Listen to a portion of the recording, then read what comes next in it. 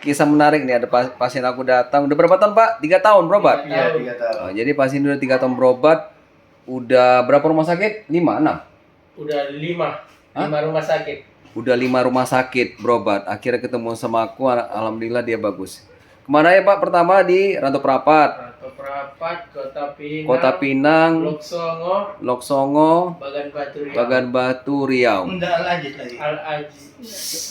Apa lagi? Udah itu aja. Iya, itu aja. Jadi setiap kali masuk rumah sakit 3 kali masuk. Iya, 3 kali dalam 3 kali masuk. Jadi semua obat TB-nya semua resisten. Begitu dia nyampe kemari, alhamdulillah ada beberapa obat yang aku kasih dia cocok. Insya Allah nanti bulan depan dia datang lagi. Mulai sembuh nih, ya kan? Bapak kemarin pakai oksigen kan? Iya. Sekarang nggak lagi kan? Sudah bisa Pak, nggak bawa oksigen lagi. Oke. Pak, makasih Pak ya udah datang kemari, alhamdulillah. Ya, Itu tuh untuk keluarga itu.